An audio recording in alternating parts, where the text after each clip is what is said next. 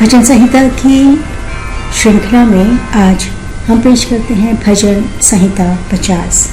हाँ मित्रों, आज का दिन बहुत खुशी का है क्योंकि हम भजन संहिता के पहले अध्याय से आज 50वें अध्याय तक पहुंच गए। और जो लोग पहले अध्याय से 50वें अध्याय तक भजन संहिता को सुन रहे हैं, शेयर कर रहे हैं, परमेश्वर उन सबको बहुत आशीष दे। परमेश्वर का वचन हमारे मन में रखना कितना आवश्यक है, ज़रूरी है, खासतौर से इस समय पर जब पूरे संसार में शांति नहीं है और लोग भटक रहे हैं। केवल ईश्वर का वचन, केवल ईश्वर ही हमें वो शांति दे सकते हैं जो हमें चाहिए और हमारे कामों पर, हमारे परिवारों पर आशीष देते हैं। जिन लोगों ने सब्सक्राइब नहीं किया है, जो लोग अभी जुड़े हैं हमारे channel beside the still waters में, हम आपको निमंत्रण देते हैं कि आप भी शुरू से, पहले अध्याय से और 50वें अध्याय तक परमेश्वर के जीवित वचन को सुनें और आशीषित हों। आइए सुनते हैं भजन संहिता 50, साम 50। परमेश्वर धर्मियों और दुष्टों का न्यायी। उस पराक्रमी ने, परमेश्वर यहोवा ने कहा है, और उदयाचल से लेकर अस्ताचल तक पृथ्वी के लोगों को बुलाया है। सियोन से जो परम सुंदर है, परमेश्वर ने अपना तेज दिखाया है। हमारा परमेश्वर आएगा और चुप ना रहेगा। अग्नि उसके आगे आगे भस्म कर दी जाएगी, भयंकर आंधी उसके चारों ओर चलेगी। वो अपनी प्रजा का न्याय करने के लिए ऊपर के आकाश को और पृथ्वी को बुलाता है। मेरे भक्तों को मेरे पास इकट्ठा करो, जिन्होंने बलिदान चढ़ाकर मेरे साथ वाचा बांधी है।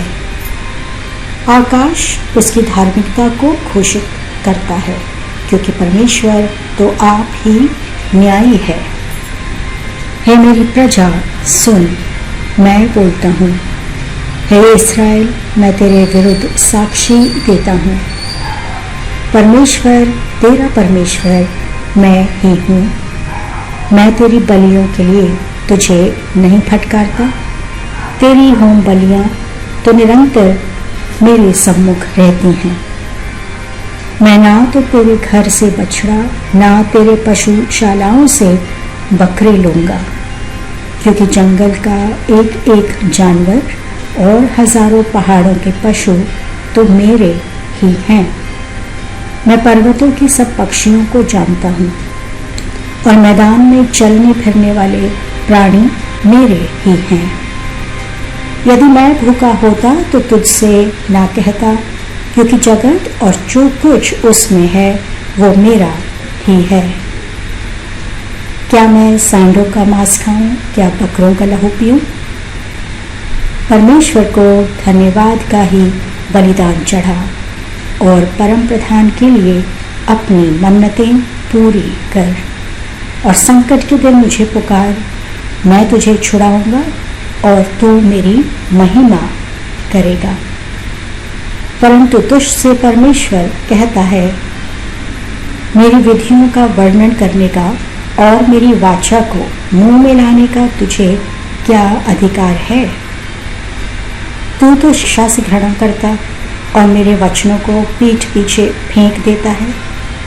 चोर को देखकर तू उससे प्रसन्न होता है और परस्त्रीगामियों के साथ साझीदार होता है।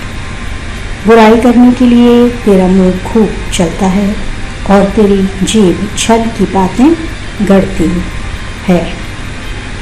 तू बैठा बैठा अपने भाई के विरुद्ध बोलता और अपनी ही माँ के पुत्र की निंदा करता है। तूने ये काम किए और मैं चुप रहा, इसलिए तूने समझा कि मैं तेरे ही समान हूँ। मैं तुझे फटकारूंगा और तेरी आंखों के सामने सब कुछ क्रमवार बताऊंगा।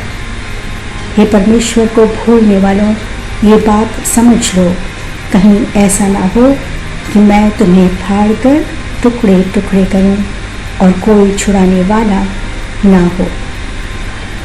जो धन्यवाद का बलिदान चढ़ाता है वो मेरी महिमा करता है, और जो अपना मार्ग सीधा बनाए रखता है उसको मैं परमेश्वर का उद्धार दिखाऊंगा।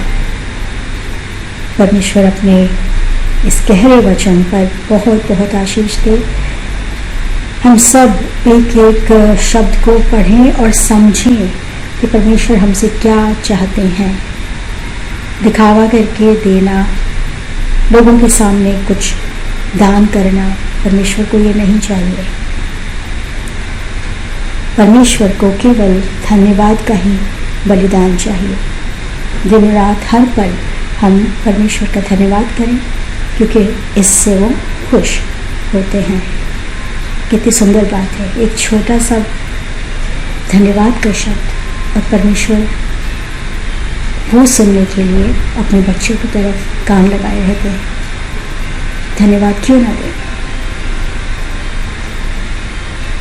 इस भजन संहिता को अपने प्रिय मित्रों के साथ, परिवारजनों के साथ आगे शेयर करिए, उनको आशीषित करिए, उनको सिखाइए कि क्या चीज़ जीवन में ज़रूरी है।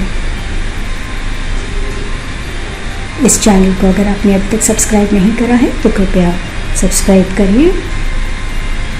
वीडियो के नीचे सब्सक्राइब का बटन दिया गया है, आपको केवल उसे क्लिक करना है। एक बार फिर हम निमंत्रण देते हैं आपको बिसाइड द स्टिल वाटर्स में जो भजन संहिता की श्रृंखला पहले अध्याय से और अब आज 50 तक हम पहुंच गए हैं। आप इसे सुने, एक श्रृंखला में सुने, और परमेश्वर वाकई आपसे रोज़ बात करेंगे, आपके मन को शांति देंगे। आमीन।